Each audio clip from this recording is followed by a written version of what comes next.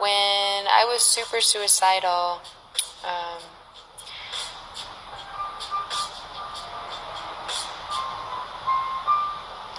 one of the things that I really truly believed in was that and this is my experience, this is my perspective, feel free to share yours, don't judge me or shame me for mine, I'm simply explaining myself and opening the dialogue for this conversation because I think it needs to happen a lot more. But when I was hi Ollie, hi Kadir. When I was a lot of people have been through it. We just don't really talk about it. And my perspective of suicide and death is a lot different than I think most people's is. When I was suicidal, I used to hate, and forgive me if I trigger anybody, content warning, when people would tell me, you need to stay, it's selfish of you to leave, I can't believe you're going to go, please stay.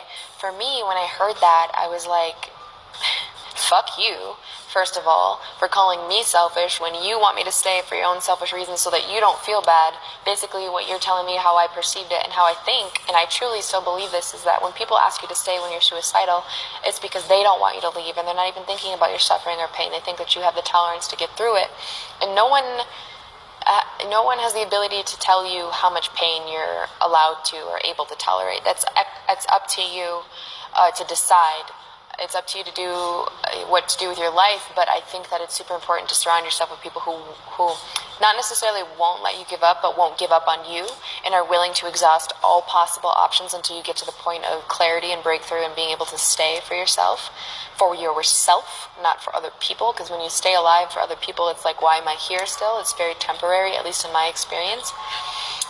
So when I was suicidal and, you're so selfish for wanting to leave, how could you leave me here? I'm like, basically what you're asking me to do is please suffer and please stay and suffer for me so that I don't feel bad about you leaving, about you being gone. And it's like, okay, well then both of us are being selfish, but you're choosing that yours is more important than mine. And it was very much like I'm a sick dog, put me down. So I'm not here to judge anybody's experience or make them feel like they can't leave or they shouldn't leave or they don't have every reason to leave, because I feel like your pain tolerance is for you to decide. But I am here to tell you that after experiencing somebody else telling me or thinking about somebody else, what it would be like experiencing somebody else that I love telling me that they want to kill themselves, what would I say? How would I react? Because the truth of the matter is I don't want that person to leave. I don't want them to go anywhere. I want them to stay. But to say I want you to suffer to stay so that you can be with me is like the most disrespectful thing in the world, in my opinion. But so how do I go about telling somebody I want you to stay without saying don't go? So that was my reason behind writing this poem. It's basically a letter to somebody if they ask me to let them commit suicide and how I feel about it. So this is that, and it didn't really come out as a poem, it just came out as a letter. And this is what I have to say about it. Thank you for showing me what a love like yours looks like. Thank you for showing me a love I never knew before. If I could lasso the ocean and bring it closer to you, I would. I have never been more committed to a person like I am with you.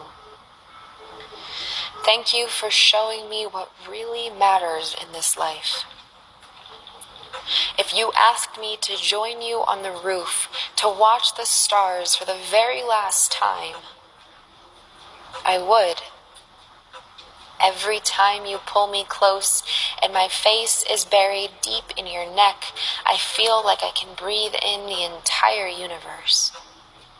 That the void isn't really that empty when you're there.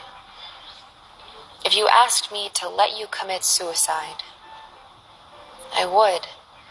But not before we've exhausted all options and I let you know how much you mean to me. But I would never want to disrespect your decision to leave. I'd only ask that you'd let me spend every waking moment with you until you left. That you let me hold you and cry all my tears into your cup so that at least you wouldn't leave without feeling so empty. Thank you for showing me how to love you better.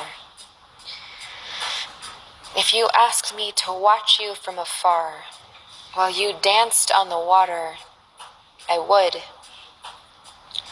But not after I let you know that I'd quit my job to watch your tides ebb and flow, and how I would still be sitting here on these sandy shores whispering to the wind how I wish I could see your sun rise again.